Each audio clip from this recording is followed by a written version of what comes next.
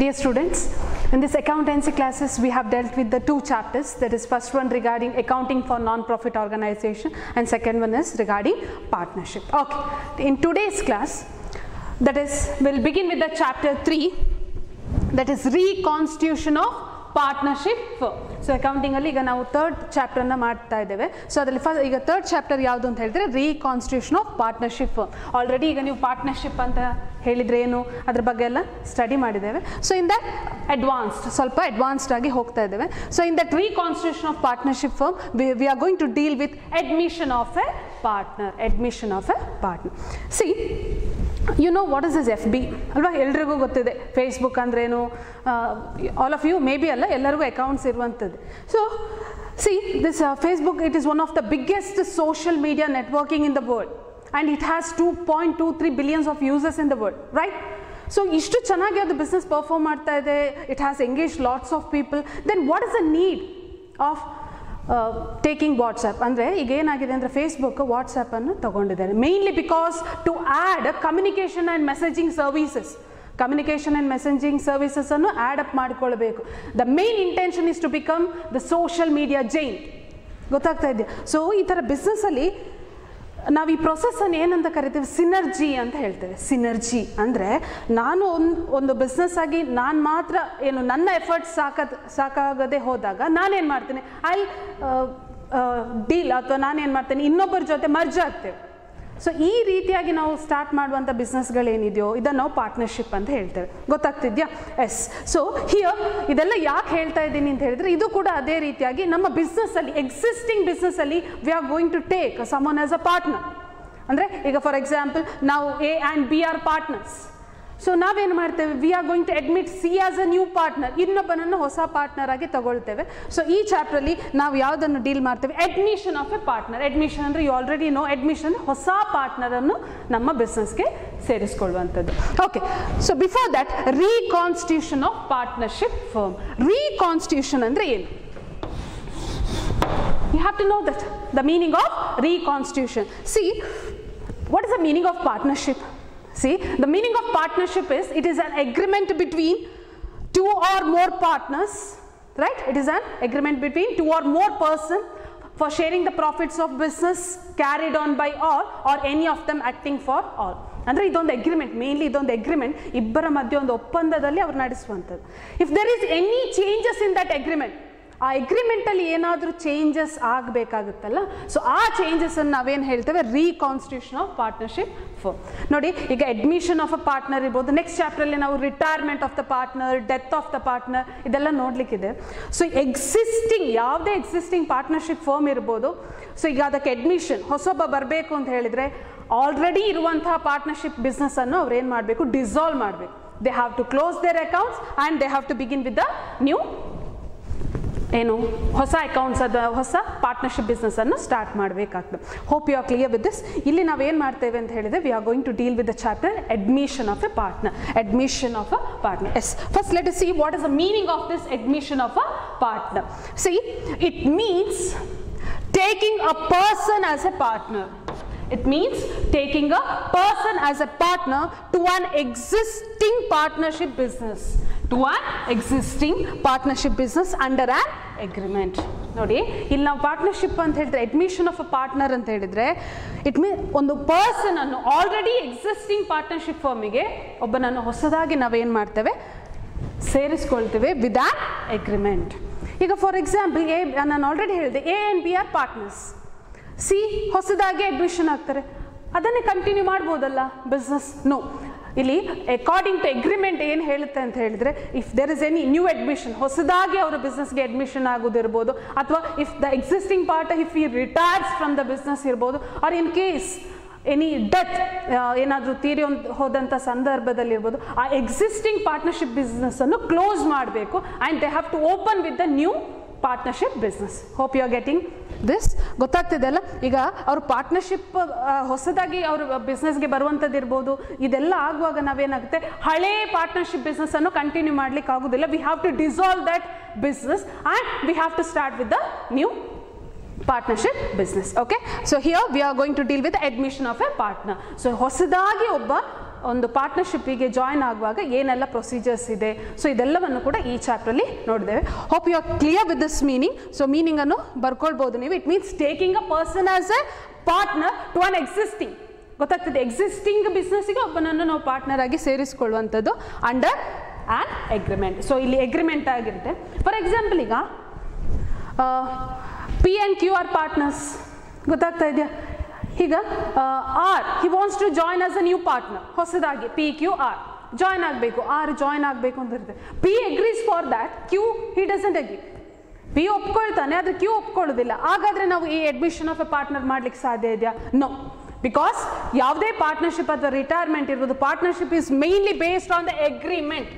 ಇಬ್ಬರ ಒಪ್ಪಂದದಿಂದ ಮಾತ್ರ ನಾವು ಈ ಪಾರ್ಟ್ನರ್ಶಿಪ್ ಅನ್ನು ಕಂಟಿನ್ಯೂ ಮಾಡಲಿಕ್ಕಾಗುತ್ತೆ. So here P as well as Q they have to agree to admit R, then only they can proceed with this. So hope you are clear with the meaning.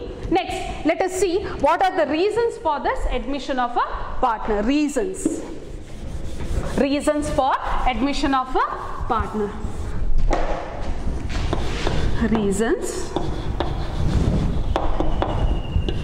First one ನೋಡಿ, ಯಾಕಾಗಿ ನಾವೀಗ admission ಅನ್ನು ಮಾಡ್ಕೊಳ್ಬೋದು? Existing partners ಏನಿದ್ದಾರೋ they can continue with the business, right? So why they have to admit a new partner? That is first one, to get additional capital. To get additional capital. See, if any person comes into the business as a new partner, existing partner alli, if he comes in business as a new partner, he has to bring in the capital, right? ಅವನು ಹೊಸದಾಗಿ ಬರಬೇಕಾದ್ರೆ ಅವ್ರು ಏನು ಮಾಡಬೇಕಾಗುತ್ತೆ? Capital ಅನ್ನು ತರಬೇಕು, right? So ನೋಡಿ, ಈಗ ನಮ್ಮದು ಪಾರ್ಟ್ನರ್ಶಿಪ್ ಬಿಸ್ನೆಸ್ಸಲ್ಲಿ ಕೆಲವೊಮ್ಮೆ ಏನಾಗುತ್ತೆ, will be having with the less capital.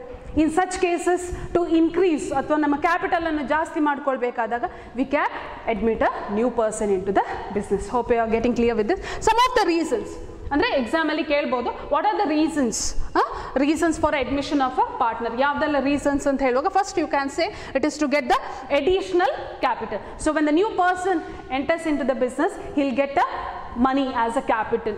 ಅವ್ನು ಕ್ಯಾಪಿಟಲನ್ನು ತರ್ಬೋದು, ಅಸೆಟ್ಸ್ ಏನಾದರೂ ತರ್ಬೋದು. But in case if he brings in capital, money formally capital annu tandaga, we'll be having the additional capital. That is one of the reason for admission of a partner. Next, second one, to improve the managerial ability. To improve the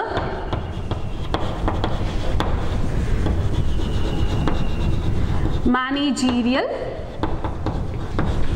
ability. To improve the managerial. For example, there are only two partners in the firm. ಇಬ್ಬರೇ partners ಇರ್ತಾರೆ, and they have to look after all the affairs of the firm. ಎಲ್ಲ business activities ಇರ್ಬೋದು, for example, ಎಲ್ಲವನ್ನು ಕೂಡ ಅವರೇ ನೋಡ್ಕೊಳ್ಬೇಕಾಗುತ್ತೆ. So sometimes they feel it difficult, ಗೊತ್ತಾಗ್ತಿದೆ. So if they admit some, ಅಂದರೆ ಯಾರಾದರೂ ಒಬ್ಬರನ್ನು ಅಡ್ಮಿಷನ್, ನ್ಯೂ ಪರ್ಸನ್ ಒಬ್ಬರನ್ನು ಬಿಸ್ನೆಸ್ಗೆ ಅಡ್ಮಿಟ್ ಮಾಡಿಕೊಂಡಾಗ they can handle that work to them. ಆಗ ವರ್ಕ್ ವಿಲ್ ಬಿ ಶೇರ್ಡ್, ಗೊತ್ತಾಗ್ತಾ ಇದೆಯಾ? ಸೊ ಎ ಮತ್ತು ಬಿ ಇಬ್ಬರೇ ಪಾರ್ಟ್ನರ್ ಆಗಿ ವರ್ಕ್ ಮಾಡ್ತಿರುವಾಗ they might feel it is more burden, ಇಬ್ಬರಿಗೆ ತುಂಬ ಕಷ್ಟ ಆಗ್ಬೋದು. ಅಂಥ ಕೇಸಸಲ್ಲಿ if they add some C ಅಥವಾ ಯಾರೋ ಒಬ್ಬರನ್ನು ಅಡ್ಮಿಷನ್ ಮಾಡಿಕೊಂಡಾಗ ಅಥವಾ ಹೊಸ ಪಾರ್ಟ್ನರನ್ನು ಕರ್ಕೊಂಡಾಗ ಅವ್ರಿಗೆ ಏನು ಮಾಡ್ಬೋದು?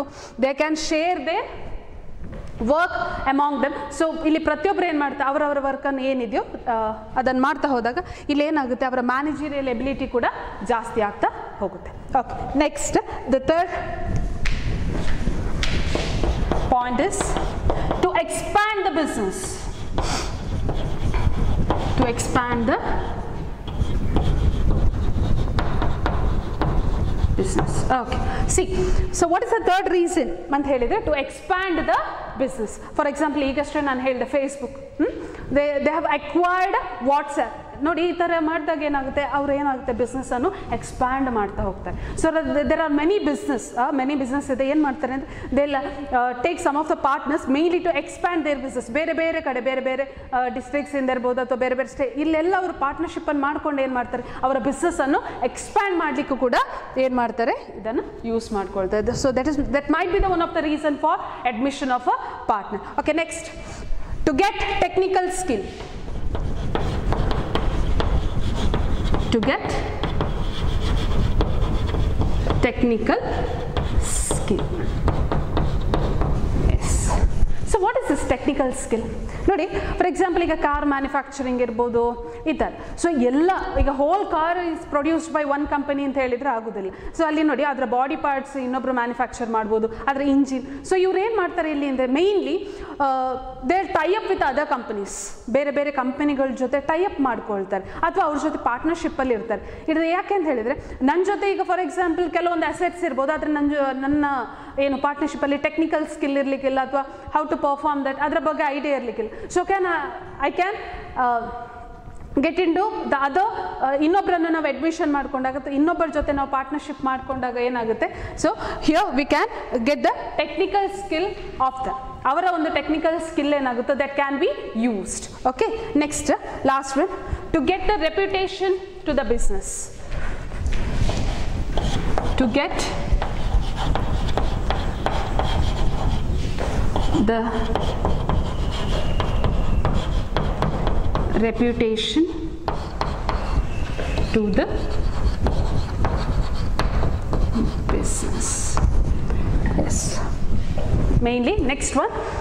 Next reason ಯಾಕೆ ಅಡ್ಮಿಷನ್ ಆಫ್ ಅ ಪಾರ್ಟ್ನರ್ ಹೊಸೊಬ್ಬರನ್ನು ಸೇರಿಸ್ಕೊಳ್ತೇವೆ ಅಂದರೆ that is to get the reputation of the business. For example ಈಗ ಯಾರೋ ಒಂದು ದೊಡ್ಡ ಬಿಸ್ನೆಸ್ ಮ್ಯಾನ್ಗಳಿರ್ತಾರೆ, ಅವ್ರ ಜೊತೆ ನೀವು ಪಾರ್ಟ್ನರ್ಶಿಪ್ಪನ್ನು ಮಾಡಿಕೊಂಡಾಗ ಏನಾಗುತ್ತೆ, automatically your reputation of the business will bee improve. For example ಸುಮ್ಮನೆ ಹೇಳೋದು ಸಚಿನ್ ತೆಂಡೂಲ್ಕರ್ ಇದ್ದರು, ಅವ್ರು ನಮ್ಮ ಪಾರ್ಟ್ನರ್ ಅಂತ ಹೇಳ್ಕೊಳ್ತಾರೆ, ನಮ್ಮ business partner. So automatically because of that person our business reputation will be also increased. Hope you are clear with this. So these are the some of the reasons. ಇದೆಲ್ಲ ಕೆಲವೊಂದು ಉದಾಹರಣೆಗಳು. ಮೇನ್ಲಿ ನೋಡಿ, reasons ಅಂತ ಹೇಳುವಾಗ first one, to get additional capital. ಅಂದರೆ ಈಗ ಇಬ್ಬರು partners ಇದ್ದಾಗ ಅವ್ರ ಹತ್ರ ಇರುವಂಥ ಕ್ಯಾಪಿಟಲ್ ಸಾಕಾಗ್ಲಿಕ್ಕಿಲ್ಲ. ಸೊ ಅಂತ ಕೇಸಲ್ಲಿ they can admit a new partner to get the additional capital. Okay, next one, to improve the managerial ability.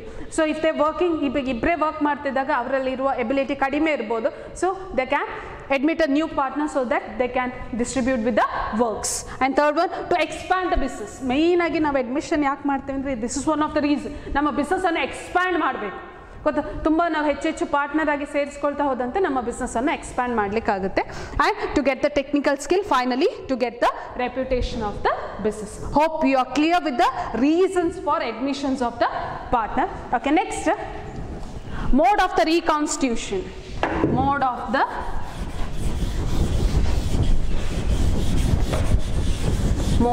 reconstitution of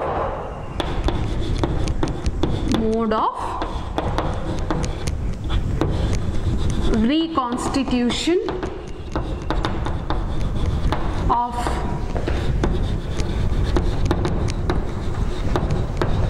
partnership firm. Mode of reconstitution of partnership firm. Reconstitution ಅಂತ ಹೇಳಿದ್ರೆ already I have explain. reconstitution ಅಂತ ಹೇಳಿದ್ರೆ ಈಗ partnership ಅಂದರೆ it is mainly based on the agreement. ಆ ಅಗ್ರಿಮೆಂಟಲ್ಲಿ ಏನಾದರೂ changes ಆಗ್ತದೆ ಅಂತ ಹೇಳಿದರೆ ಅದನ್ನು ನಾವು ರೀಕಾನ್ಸ್ಟಿಟ್ಯೂಷನ್ ಅಂತ ಹೇಳುವಂಥದ್ದು. ಗೊತ್ತಾಗ್ತಿದೆ? So what is partnership? It is ಏನಂತ ಹೇಳಿದ್ದೇನೆ, it is mainly between the persons who have agreed to carry on the business ಅಲ್ವಾ. ಸೊ ಇಬ್ಬರ ಮಧ್ಯೆ ಅಗ್ರಿಮೆಂಟ್ ಆಗಿರುತ್ತೆ. ಸೊ ಇನ್ ಕೇಸ್ ಆ ಅಗ್ರಿಮೆಂಟಲ್ಲಿ ಏನಾದರೂ ಚೇಂಜಸ್ ಮಾಡಬೇಕು ಅಂತ ಹೇಳಿದಾಗ ನಾವು ಅದನ್ನು ರೀಕಾನ್ಸ್ಟಿಟ್ಯೂಷನ್ ಆಫ್ ಪಾರ್ಟ್ನರ್ಶಿಪ್ ಫರ್ಮ್ ಅಂತ ಹೇಳಿದೆ. ಯಾವ ಥರದಲ್ಲಿ ರೀಕಾನ್ಸ್ಟಿಟ್ಯೂಷನ್ ಆಗುತ್ತೆ ನೋಡಿ. First one, admission of a partner. Admission of a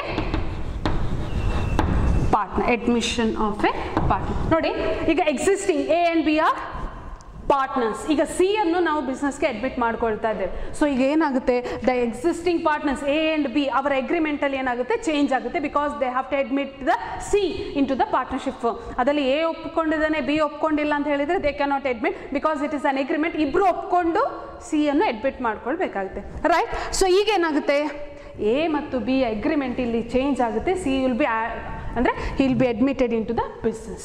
So that is one of the mode for reconstitution. So admission of the partner ಆಗುವಾಗ ಇಲ್ಲಿ ಏನಾಗುತ್ತೆ, reconstitution. Okay, next, retirement of the partner. Retirement of the partner. Yes. There are some cases.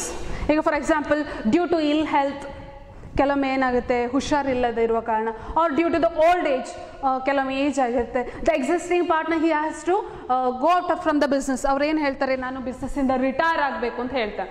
ಅಂದರೆ ಒಂದು ill health ಇರ್ಬೋದು, ಹುಷಾರಿಲ್ಲದಿರ್ಬೋದು, age ಆಗಿರ್ಬೋದು. So in such cases he want to go out of the business. ಆಗ ಏನಾಗುತ್ತೆ the existing business will come to an end and a new business has to be taken place, right? So ಇಂಥ ಕೇಸಲ್ಲಿ ಏನಾಗುತ್ತೆ reconstitution ಆಗುತ್ತೆ. Okay, hope you are clear with this. Next, death of a partner. Death of a partner. In some cases ಈಗ already business A and B ಏನು ಈಗ continue ಮಾಡ್ತಾ ಇರ್ತಾರೆ. Unfortunately ಯಾರೋ ಒಬ್ಬ ಪಾರ್ಟ್ನರ್ ತೀರ್ಕೊಂಡು ಬಿಡ್ತಾರೆ. Okay, death of a partner.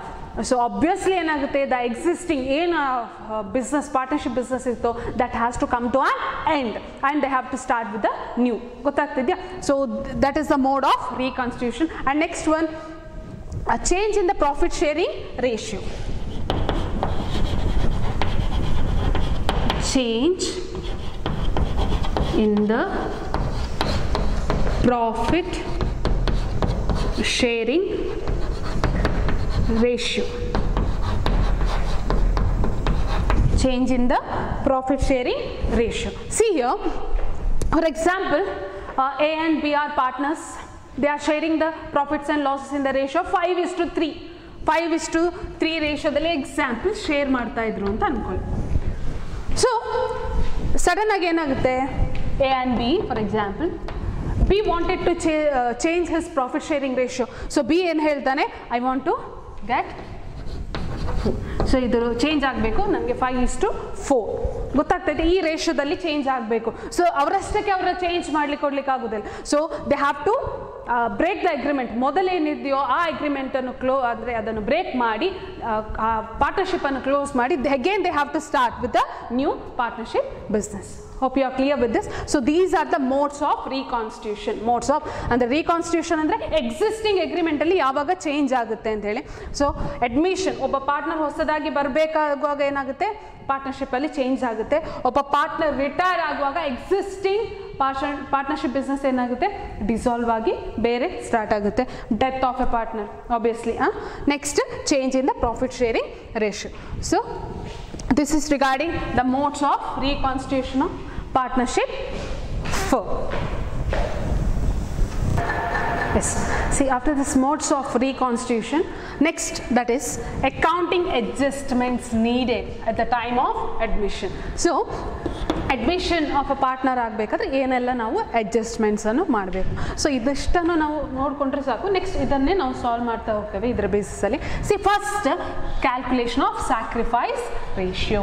C A ಮತ್ತು ಬಿ ಪಾರ್ಟ್ನರ್ ಆಗಿರ್ತಾರೆ. If the C is being admitted, so ನಾವೇನು ಮಾಡಬೇಕಾಗ್ತದೆ, ಈ ಎ ಮತ್ತು ಬಿ ಏನಿರ್ತಾರೆ they have to sacrifice a part of they profit. ಗೊತ್ತಾಗ್ತಿದ್ಯಾ? So first is regarding calculation of sacrifice ratio.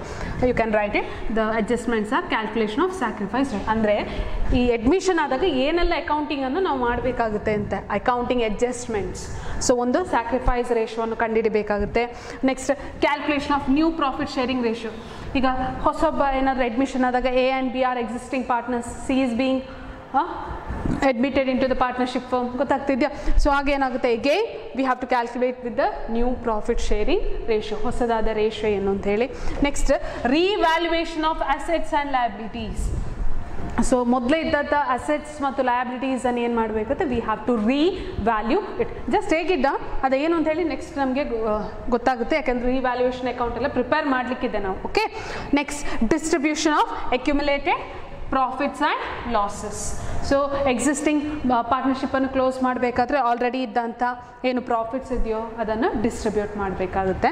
Next, capital contributed by new partner. ಹೊಸ partner ಎಷ್ಟು ಕ್ಯಾಪಿಟಲನ್ನು contribute ಮಾಡ್ತಾರೆ ಅದನ್ನು ಕೂಡ ನಾವು ಕ್ಯಾಲ್ಕುಲೇಟ್ ಮಾಡಬೇಕು. Next, treatment of goodwill. What is this goodwill, ಇದೆಲ್ಲ ಏನು? Yes, in the next coming classes ನಮಗೆ ಅದು ಗೊತ್ತಾಗ್ತಾ ಹೋಗುತ್ತೆ. Next, adjustments of partners capital account. Partners capital ಅಕೌಂಟಲ್ಲಿ ಏನೆಲ್ಲ ಅಡ್ಜಸ್ಟ್ಮೆಂಟ್ಸ್ ಬರಬೇಕು. And preparation of ledger account and balance sheet. So these are the accounting adjustment. So ಇದಿಷ್ಟು accounting adjustment. Next ನಾವು ಮಾಡಲಿಕ್ಕಿದ್ದೇವೆ ಈ admission ಅಲ್ಲಿ calculation of sacrifice ratio, new profit sharing ratio, revaluation of assets and liabilities ಇರಬಹುದು, distribution of accumulated profits. Okay. Next capital contributed by the new partner ಅದನ್ನು calculate ಮಾಡಬೇಕು, treatment of the goodwill, how we'll treat the goodwill, okay, etc. ಇದೆಲ್ಲವನ್ನು ಕೂಡ ನಾವು ಮಾಡಬೇಕು. So just you can have the glance on it, ಇದನ್ನು ಬರ್ಕೊಳ್ಬಹುದು. Okay. Yes. Calculation of sacrifice ratio, new profit sharing ratio, revaluation of assets and liabilities, distribution of accumulated profits or losses, capital contributed by new partner, treatment of goodwill, adjustment of partner's capital account, and preparation of ledger account and new balance sheet. Okay, so these are the adjustments. So idralli first one eno calculation of sacrifice ratio. So let us move on to the topic sacrifice ratio. No, idella adjustment annu ಮಾಡಬೇಕು. So adralli first eno sacrifice ratio. So next ನಾನು ಇಲ್ಲಿ sacrifice ratio ಅಂದ್ರೆ ಏನು, so ಅದರಲ್ಲಿ ಬರುವಂತ adjustments ಗಳೇನು ಅಥವಾ problems ಯಾವ ತರ ಅಂತ ಹೇಳಿ ಅದನ್ನ ನೋಡೋಣ. Yes, so sacrifice ratio, see ನೋಡಿ sacrifice ratio ಅದರಲ್ಲಿ ಫಸ್ಟ್ ಅಡ್ಜಸ್ಟ್ಮೆಂಟ್ ನಾವು ಏನು ಮಾಡಬೇಕು, we have to calculate with the sacrifice ratio. Okay, sacrifice ratio ಅಂದ್ರೆ ಏನು, it is the ratio in which old partners sacrifice or surrenders or give a part of their profit to the new partner. ನೋಡಿ, it is the ratio in which old partners, ಹಳೆ ಮೊದಲಿದ್ದಂಥ partner ಏನಿರ್ತಾರೋ, they sacrifice or they surrender or give a part of their profits to new partner on his admission. ನೋಡಿ, for example ಈಗ ಅರ್ಥ ಆಗ್ತಿದ್ಯಾ, ಈಗ A ಮತ್ತು B, A and B ಇಬ್ಬರು partners ಇರ್ತಾರೆ. Correct, A and B, they are both of them are partners. ನೋಡಿ, ಇದರಲ್ಲಿ ಏನಾಗುತ್ತೆ ಅಂದರೆ when C is being admitted, ಈಗ ಹೊಸದಾಗಿ ಸಿ ಅನ್ನು ಅಡ್ಮಿಟ್ ಮಾಡ್ಕೊಳ್ಬೇಕಾದ್ರೆ ಈಗ ಏನು ಮಾಡ್ತಾನೆ, he gives his share of profit, ಇವನ ಶೇರ್ ಆಫ್ ಪ್ರಾಫಿಟನ್ನು ಕೊಡ್ತಾರೆ. B gives, A and B ಇಬ್ಬರು ಕೂಡ ಅವರ ಶೇರ್ ಆಫ್ ಪ್ರಾಫಿಟನ್ನು ಯಾರಿಗೆ ಕೊಡ್ತಾರೆ, ಸಿಗೆ ಕೊಡ್ತಾರೆ. ಗೊತ್ತಾಗ್ತದೆ, A and B were partners. When C is being admitted, ಇವರ ಏನು ಪ್ರಾಫಿಟ್ ಇದೆಲ್ಲ ಅದನ್ನೇ ಅಲ್ಲಿ ಹೇಳಿದ್ದು ನೋಡಿ, it is the ratio in which old partner sacrifice, A ಮತ್ತು ಬಿ ಏನು ಮಾಡಿದ್ದಾರೆ, they have sacrificed or surrenders or gives a part of their profit to the new partner. ಹೊಸದಾಗಿ, ಸೊ ಎ ಬಿ ಇದ್ರಲ್ವಾ, ಇಬ್ಬರು ಇದ್ರು, ಸೊ ಇಬ್ಬರು partners ಇರ್ತಾರೆ. So when C is being admitted, ಇಲ್ಲಿ ಏನಾಗುತ್ತೆ, ಅವರ ಪಾರ್ಟ್ ಆಫ್ ಏನು ಪ್ರಾಫಿಟನ್ನು ಅವರಿಗೆ ಹಂಚ್ಕೊಳ್ತಾರೆ. ಗೊತ್ತಾಗ್ತಿದೆ, ಸೊ ಇದನ್ನು ನಾವೇನಂತ ಹೇಳ್ತೇವೆ, ಸ್ಯಾಕ್ರಿಫೈಸ್ ರೇಷಿಯೋ. ಸೊ ಇದರಲ್ಲಿ ನಾವು ಒಂದು nearly we have to see 5 cases. 5 cases has to be solved here. 5 cases ನೋಡಿ. ಫಸ್ಟ್ ಒನ್, ಕೇಸ್ 1, ಇಲ್ಲಿ ಏನಂತ ಹೇಳಿದರೆ ಇದು ಲೈಕ್ ಅ ಪ್ರಾಬ್ಲಮ್, ರೇಷಿಯೋಸ್ ಕೊಟ್ಟಿರ್ತಾರೆ, we have to calculate the sacrifice. ಇಲ್ಲಿ ಕೆಲವೊಮ್ಮೆ ಏನಾಗುತ್ತೆ ನೋಡಿ, ಇಲ್ಲಿ when the old ratio of the old partners and the share of the new partner is given. ಗೊತ್ತಾಗ್ತಿದ್ಯಾ? So in first case old ratio of old partners, ಹಳೆ ಪಾರ್ಟ್ನರ್ಸಿನ old ratio and share, ಹೊಸದಾಗಿ ಬಂದಂತಹ ಪಾರ್ಟ್ನರಿನ share of a new partner is given. How to calculate sacrifice ratio? How to calculate sacrifice ratio? That is first case. Next, second case, when the old ratio, illu kuda old ratio ಕೊಟ್ಟಿರ್ತಾರೆ. Next, and the share of the new partner, as like first case ಇಲ್ಲಿ old share ಕೊಟ್ಟಿದ್ದಾರೆ, share of the new partner ಕೂಡ ಕೊಟ್ಟಿದ್ದಾರೆ, and the share acquired by the new partner. Share acquired, ಇಲ್ಲಿ 3 items ಆಯಿತು, old ratio, share of the new partner as well as the share acquired by the new the NP ಅಂದರೆ ಇಲ್ಲಿ new partner is given. So how to calculate the sacrifice ratio? ಗೊತ್ತಾಗ್ತಿದ್ಯಾ? Next third case, when the old partner surrenders, ಇಲ್ಲಿ old ratio ಅಲ್ಲ, old partner surrenders a part of their share. Old partners ಬರೀ ಅವರು surrender ಮಾಡಿದಂಥ share ಕೊಟ್ಟಿರ್ತಾರೆ, ಅವರು ಎಷ್ಟು surrender ಮಾಡಿದ್ರು ಅಂತ ಹೇಳಿ. ಸೊ ಆ ಕೇಸಲ್ಲಿ how to calculate. Fourth case, when old ratio and new ratio is given. Old ratio ಮತ್ತು new ratio ಕೊಟ್ಟಾಗ how to calculate sacrifice ratio, and finally old ratio, share of the new partner, and ratio in which remaining share is shared by the old partner is given. ನೋಡಿ confuse ಮಾಡ್ಕೊಳ್ಬೇಡಿ, ಗೊತ್ತಾಗುತ್ತೆ ಈಗ. ನೋಡಿ first of all you have to understand what is sacrifice ratio.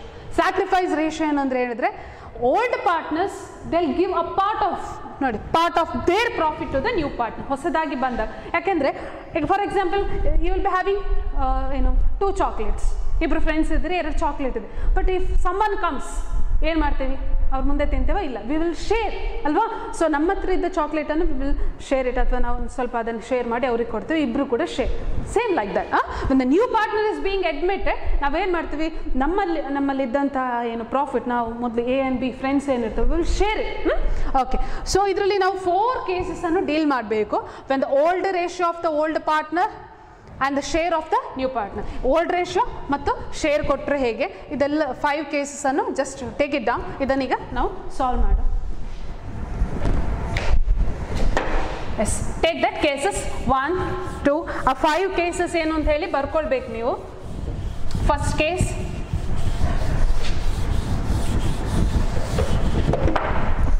S,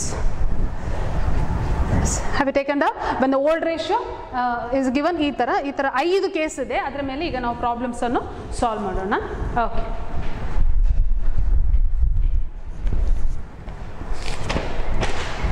yes, have you done with that? Yes, let us solve with that problems. Case 1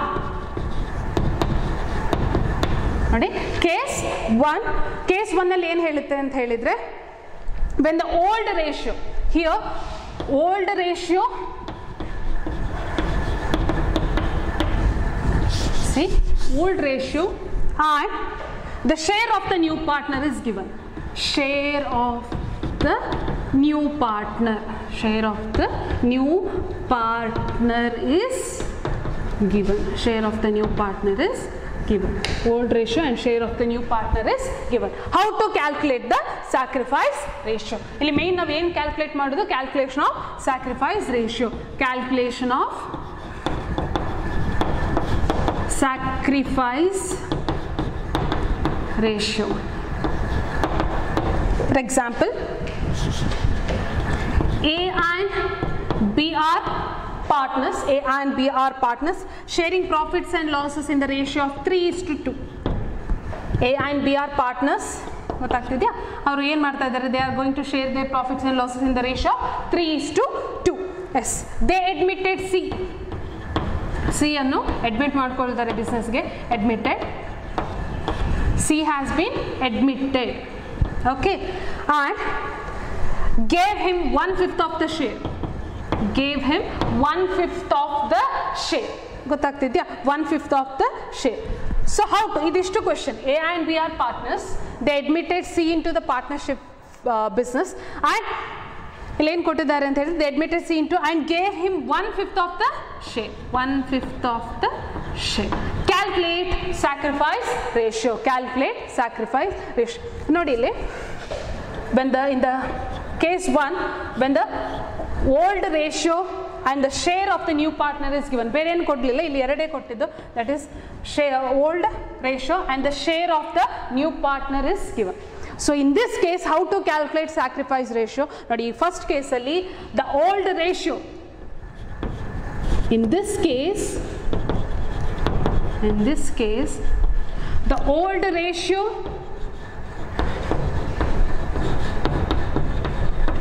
ratio, itself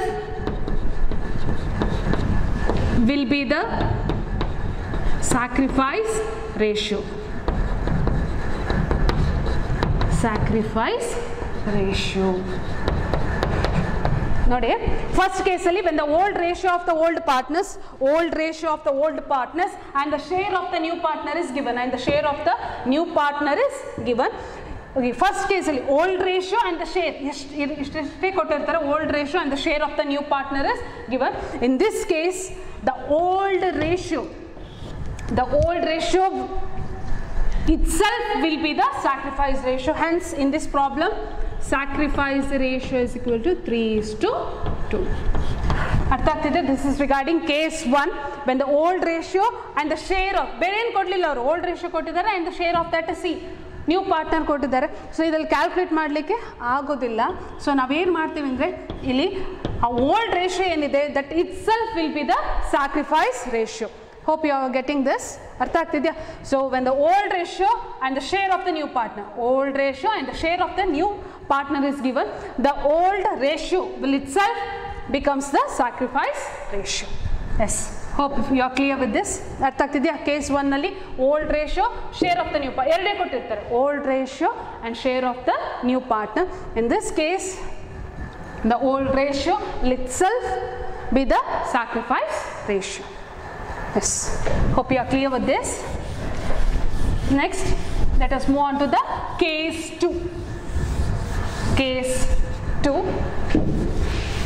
Yes, case 2 ಬರ್ಕೊಂಡಿದ್ದೀರಲ್ವಾ?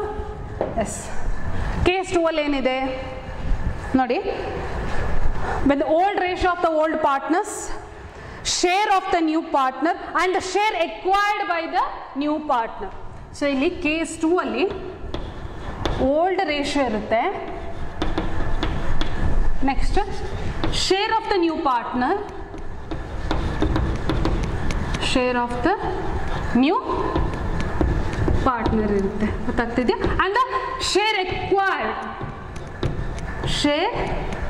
acquired by new partner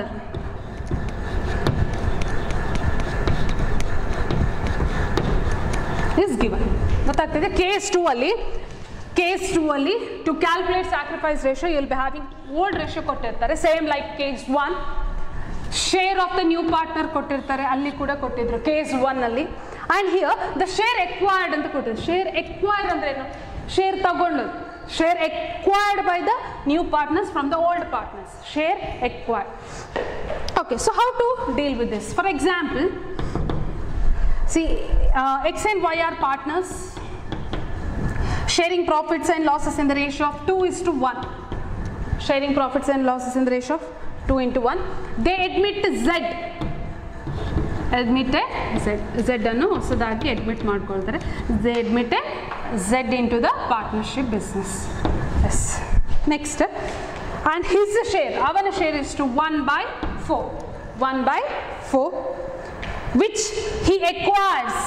ಈ 1/4 ಅನ್ನು which he acquires in the proportion of 3/20 and 2/20 from X and from Y. ನೋಡಿ ಇಲ್ಲಿ ಏನಾಗುತ್ತೆ, case 2 ಅಲ್ಲಿ will be given with old ratio, share of the new partner ಕೊಟ್ಟಿರ್ತಾರೆ, ಹೊಸದಾಗಿ ಬಂದಂತ partner, and the share acquired by the new partner. So ಈ ರೀತಿಯಾಗಿ ಕೊಟ್ಟಿರ್ತಾರೆ. ನೋಡಿ ಈ ಪ್ರಾಬ್ಲಮ್ ಅಲ್ಲಿ X and Y, their ratio is, their profit sharing ratio is 2:1, right? Yes. Then Z is admitted as a new partner and his share is 1/4. Problem ಅಲ್ಲೇ ಕೊಟ್ಟಿರ್ತಾರೆ. Next, ಈ 1/4 share ಅನ್ನು ಹೇಗೆ ಎಕ್ವೈರ್ ಮಾಡ್ತಾನೆ? he acquires this 1/4 the share from X ಇಂದ 3/20 share ಅಂತ ತಗೊಳ್ತಾರೆ, and from Y 2/20. so how to calculate sacrifice ratio? Therefore sacrifice ratio ಇಲ್ಲಿ ಏನಾಗುತ್ತೆ ನೋಡಿ, sacrifice ratio is 3/20, 2/20, that is 3:2. Yes, nothing but ನೋಡಿ, when the share acquired is given, share acquired ಅಂತ ಹೇಳಿದ್ರೆ ಅವರಿಂದ ಪಡ್ಕೊಂಡಂತ ಶೇರ್ ಅದೇ ಸ್ಯಾಕ್ರಿಫೈಸ್ ಶೇರ್ ಅಲ್ಲಿ. ಈ ಏನಾಗುತ್ತೆ, Z X ಇಂದ 3/20 ಶೇರ್, Y ಇಂದ 2/20 ಶೇರ್ ಅನ್ನು ಪಡ್ಕೊಂಡಿದ್ದಾನೆ ಅಂತ ಹೇಳಿದ್ರೆ, ಈ X ಅವರಿಗೆ 3/20 ಶೇರ್ ಅನ್ನು ಕೊಟ್ಟಿದ್ದಾರೆ, ಸ್ಯಾಕ್ರಿಫೈಸ್ ಮಾಡಿದ್ದಾರೆ, and Y he has sacrificed 2/20 of the share. ಗೊತ್ತಾಗ್ತಿದೆ? ಇದೆಲ್ಲ simple tricks. So when the share acquired is given in the problem, ಆ share acquired will itself become the sacrifice ratio. ಅವ್ರು acquire ಮಾಡಿದಷ್ಟು ಇವರು sacrifice ಮಾಡಿರ್ತಾರೆ. Hope you are getting clear. ನೋಡಿ, first problem ಅಲ್ಲಿ old ratio ಇತ್ತು, share of the new partner ಎರಡೇ ಇತ್ತು, ಕರೆಕ್ಟಾ? In this case the old ratio will become sacrifice ratio. Second case ಅಲ್ಲಿ old ratio, share of the new partner and the share acquired by the new partner is given. Share acquired by the new partner is given. In this case the share acquired ಏನಿದೆಯೋ that will be the sacrifice ratio.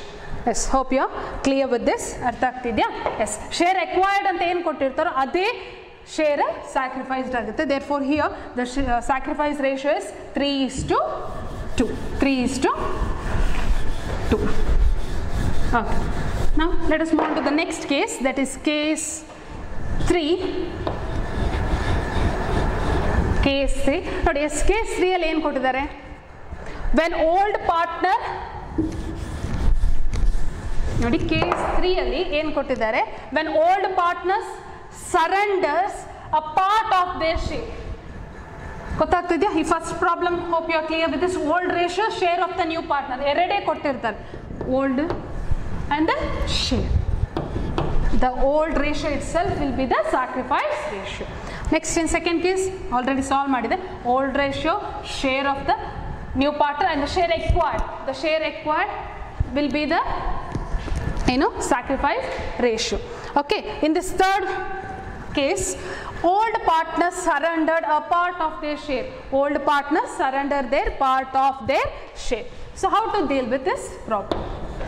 Yes, case 3 ಅಲ್ಲಿ ನೋಡಿ old surrendered share ಕೊಟ್ಟಿರ್ತಾರೆ, old partners ಇನ share surrender. For example, D and E are partners, D and E are partners and their ratio is 3:2.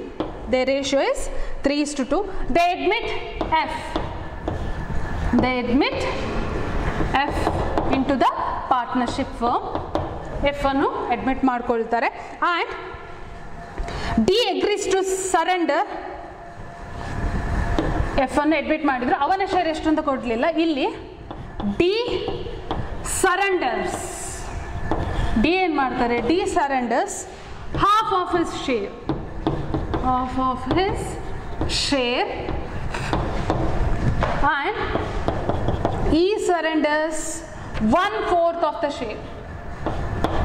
Surrenders 1/4 of the share. 1/4 of the share. How to calculate sacrifice ratio? ಗೊತ್ತಾಗ್ತಿದೆ? So in the case 3, see, D and E are partners with the ratio of 3:2. 3:2. ಇಲ್ಲಿ new partner is being admitted, that is F. F is being admitted into the partnership firm. If D surrenders half of his share, ಇಲ್ಲಿ ಅವರು surrender ratio ಎಷ್ಟು ಅಂತ ಕೊಟ್ಟಿದ್ದಾರೆ? D surrenders half of the share whereas E surrender 1/4 of the share. How to calculate the sacrifice ratio? See, the sacrifice ratio ಇಲ್ಲಿ ಒಂದು formula ಇದೆ. Old share into share surrendered. Old share into share surrendered. Old share into, yes, old share we already know. The old share is to old share 3:5. 3:5 ಅಂದ್ರೆ 3/5. Old share is 3/5 and the share surrendered by D is to 1/2. Right? 3/5 and 1/2. E, old share of E share is to 2. 2/5 into E surrenders 1/4. Correct? Yes, 2/5, 1/4. So how to solve with this? Nodi, 3 1s are 3, 5 2s are 10. Here 2 1s are 2, 2 1s are 2 10s. So we will remain with 3/10 and 1/10. Hence the sacrifice ratio will be 3:1. Sacrifice ratio is 3:1. Hope you are getting clear with this. Nodi, in the case 3, just they will give the share surrendered by the old partner. Old partner surrender ಮಾಡಿದಂತ share ಅನ್ನು ಕೊಟ್ಟಿರ್ತಾರೆ. ನೋಡಿ, D and E are partners, their ratio is 3:2. F is being admitted. F ಅನ್ನು admit ಮಾಡ್ಕೊಳ್ತಾರೆ. D surrenders 1/2 of his share whereas E surrenders 1/4 of the share. ಗೊತ್ತಾಗ್ತಿದೆಯಾ? So how to calculate sacrifice ratio?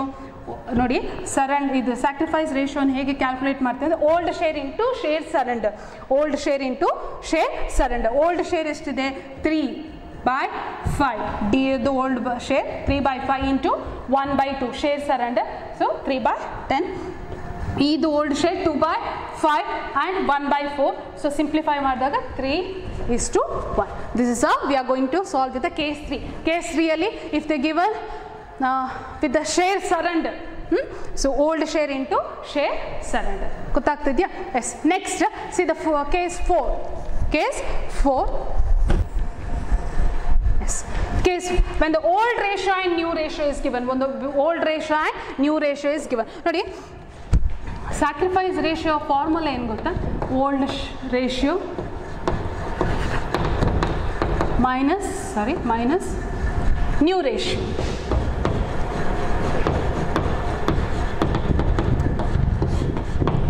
Sacrifice ratio is equal to old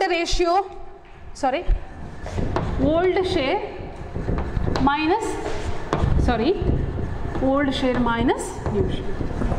So sacrifice ratio and calculate ಮಾಡುವಾಗ old share minus new share ಅನ್ನು calculate ಮಾಡಿದಾಗ you will be available with the sacrifice ratio. Here in the fourth case they will be given with the old ratio as well as new ratio. How to calculate? Yes, case 4. Yes, in case 4, if they are given with the old ratio and new ratio. Yes, A and B are partners, and their profits and they are going to distribute within 3:2 ratio. 3:2 ratio dalli ಮಾಡ್ತಾ ಇದ್ದಾರೆ. And they admitted C is being admitted into partnership, and C ಅನ್ನು admit ಮಾಡಿಕೊಂಡಾಗ old ratio ಎಷ್ಟಿತ್ತು 3:2. when the C is being admitted they have given the new ratio that is 4:3:3. So here in the problem they have given old ratio as well as the new ratio. Old ratio ಕೊಟ್ಟಿದ್ದಾರೆ, new ratio ಕೊಟ್ಟಿದ್ದಾರೆ ಅಷ್ಟೇ. How to calculate? Yes, it is very simple. Share sacrificed is equal to old share ಹಳೆಯ share ಅಂತ ಅದೇನು minus new share. ಗೊತ್ತಾಗ್ತಿದೆಯಾ? Old share ನಾನು formula ಹೇಳಿದ್ದೆ, sacrifice ratio calculate ಮಾಡಲಿಕ್ಕೆ old share minus new share. Here ಏದು old share ಎಷ್ಟಿದೆ? 3:2, 3/5 minus new share. ನೋಡಿ ನ್ಯೂ ಶೇರ್ ನೋಡಿ 4, 5, 6, 7, 8, 9, 10 4/10. ಇಲ್ಲಿ ನ್ಯೂ ಪಾರ್ಟ್ನರ್ ಅಡ್ಮಿಟ್ ಆಗಿದೆ, ನ್ಯೂ ರೇಷಿಯೋ ಕೊಟ್ಟಿದ್ದಾರೆ, new ratio is given. So 4/10. Okay, how to solve with this? Yes, 5 2s are 10 minus 4 2/10. Simplify ಮಾಡಬೇಕು. Okay, next B 2/5 minus 3/10. 3/10. So once again 5 2s are 10, 2 2s are 4 minus 3, that is 1/10. Therefore sacrifice ratio is equal to 2:1. Sacrifice ratio is equal to 2:1. ನೋಡಿ ಇದೆಲ್ಲ ಕೇಸ್ಗಳು ಹೀಗೆ solve ಮಾಡಬೇಕು ಅಂತಲ್ಲ. This is case when the old ratio as well as the new ratio is given. Old ratio and new ratio is given. So how to solve the problem? So ನೋಡಿ ಇಲ್ಲಿ share sacrifice is equal to old share ಇಂದ new share ಅನ್ನು minus ಮಾಡಿದ್ರೆ ಆಯ್ತು. Old share minus new share. So in this problem you are going to arrive with the sacrifice ratio of 2:1. Yes. Next let us see the case 5. Just go through that case 5. Case 5 ಅನ್ನು ನೋಡೋಣ. Yes, here old ratio, share of the new partner, and the ratio in which remaining share is shared by the old partners. Old ratio ಅದನ್ನು first ನೋಡ್ಕೊಳ್ಬೇಕು. ಏನೆಲ್ಲ ಅಲ್ಲಿ ಕೊಟ್ಟಿರ್ತಾರೆ, old ratio ಕೊಟ್ಟಿದ್ದಾರೆ, share of the new partner ಕೊಟ್ಟಿದ್ದಾರೆ, and the ratio in which remaining partner share. ಗೊತ್ತಾಗ್ತಿದ್ಯಾ? Remaining share is shared by old partners. Okay, it is given. How to solve with this? So how to solve with this? ನೋಡ್ತಾ ಇದ್ದೀರಲ್ಲ case, old ratio, share of the new partner and the ratio in which the remaining partners share their this thing. Okay, case 5, A and B are partners as usual. A and B are partners with the profit 7:5. Their ratio is 7:5, and they admit C, and his share is 1/4.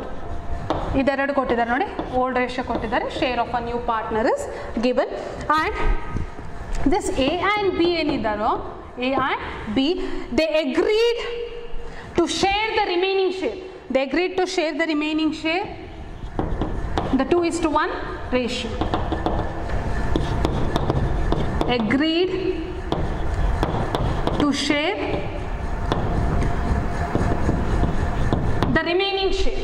So in this case, old ratio is given, the share of the new partner is given, as well as the agreed ratio in which the old partners, they are going to share the profits. ಗೊತ್ತಾಗ್ತಾ ಇದೆಯಾ? It is given. How to solve with this? Yes. See, first of all, ನಾವಿಲ್ಲಿ ಏನು ಮಾಡಬೇಕು ಅಂದರೆ,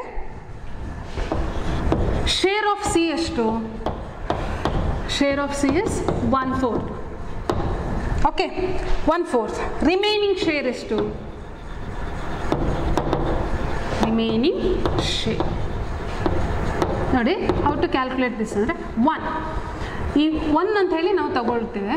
ಈ 1 hole part, ಒಂದು ಶೇರಲ್ಲಿ ನಾವು new ಪಾರ್ಟ್ನರಿಗೆ 1/4 of the ಶೇರನ್ನು ಕೊಟ್ಟಿದ್ದೇವೆ. ಅಂಡರ್ಸ್ಟುಡ್ ನಾ? ಎಸ್.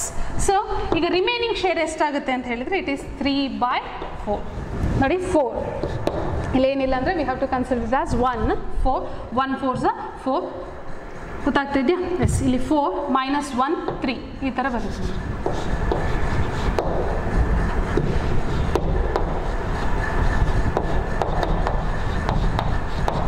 ಅಂದರೆ ಒಂದು ಹೋಲ್ ಪಾರ್ಟಲ್ಲಿ we have shared 1/4.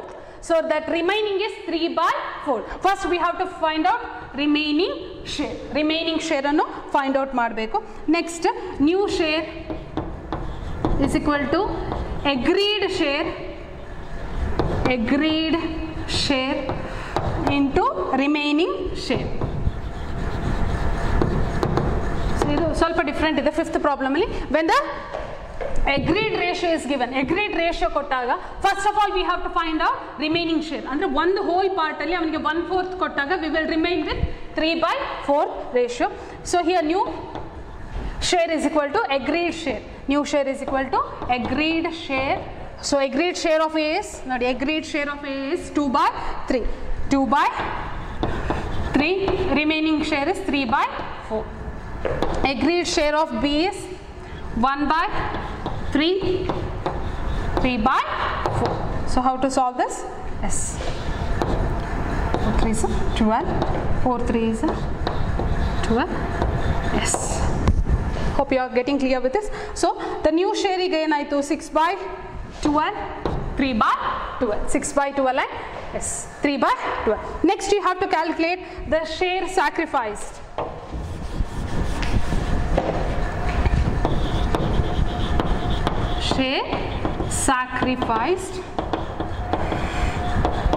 Share sacrificed. What is that? Old share minus a new share. New share ಅನ್ನು ಈಗ ನಾವು ಫೈಂಡ್ ಔಟ್ ಮಾಡಿದ್ದೇವೆ. Old share that is already given. Yes. Old share of A is 7/12 minus new share is 6/12. So they'll remain with 1/12. Okay, next old share of B is 5/12. New share is 3/12.